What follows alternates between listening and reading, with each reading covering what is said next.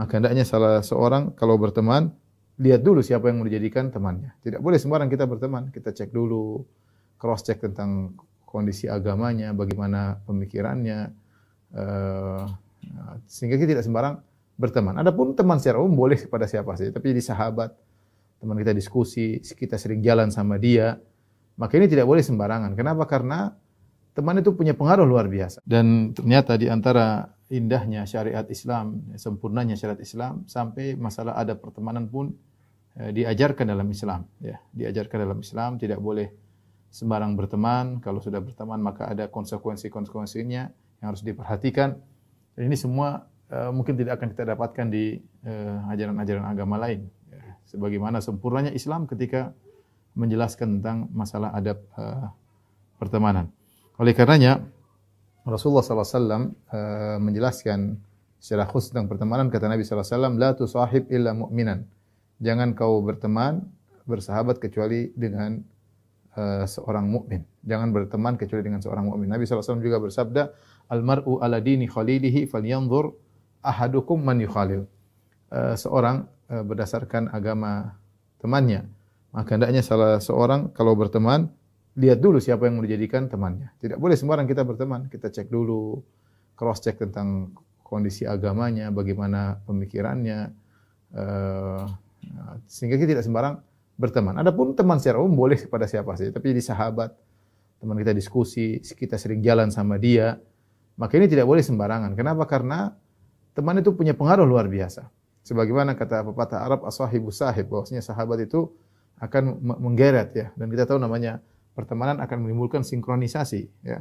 Entah si A akan menyesuaikan diri dengan si B atau si B akan menyesuaikan diri dengan si A. Akan terjadi sinkronisasi. Kalau tidak maka pertemanan tersebut akan terputus.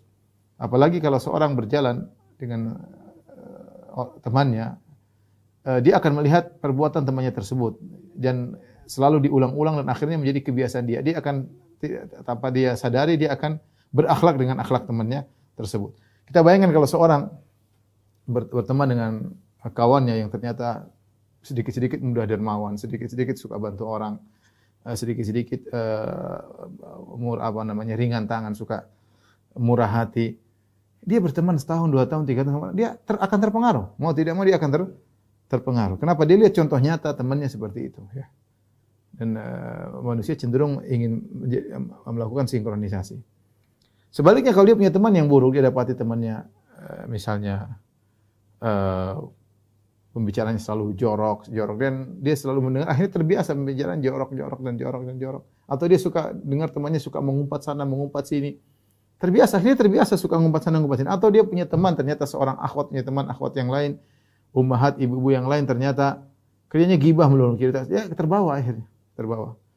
Kalau dia tidak kuat terusnya dia pisah, tapi ketika dia terus bertahan dengan teman seperti itu, terjadi sinkronisasi. Akhirnya dia terbawa dengan teman seperti itu. Makanya Rasulullah SAW memberi perumpamaan tentang teman buruk, teman baik dalam hadis yang masyhur dari Abu Musa Al-Asy'ari radhiyallahu anhu dari Nabi sallallahu alaihi wasallam, beliau bersabda, "Innama mathalul jalisi shalih wal jalisi su'i kahamilil misik wa nafikhil kir."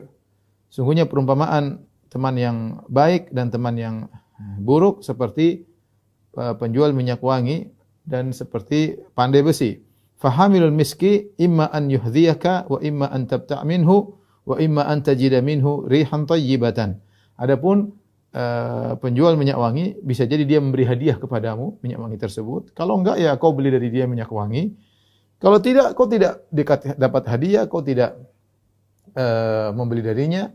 Paling tidak kau berjalan dengan dia, kau akan mendapat ikut merasakan wangi yang ada pada orang tersebut ya. Ini perumpamaan yang sangat indah ya.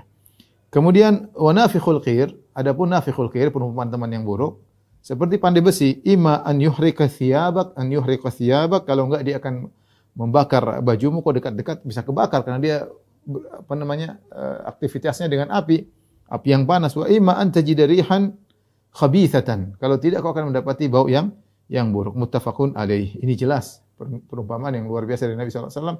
Kalau kita punya teman baik ya, paling kita akan dapat kebaikannya. Kalau kita bisa adopsi kebaikannya, masya Allah, seperti minyak wangi, menjual minyak wangi, memberikan minyak wangi. Kalau enggak kita bisa membeli minyak wangi. Intinya kita selalu dapat kebaikan. Kalau enggak dapat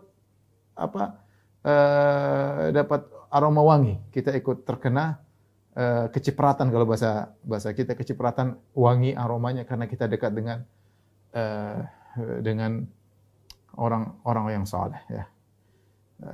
Sebaliknya kalau kita bergaul sama orang-orang yang buruk ya, kita bisa terpengaruh, kebawa seperti dia.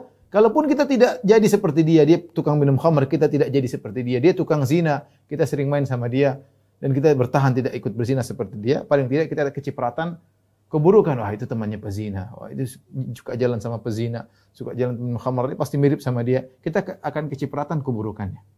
Oh, dia ada masalah dengan wanita misalnya, akhirnya kita ikut ditanya-tanyain dan begitulah. Akan minimal kecipratan.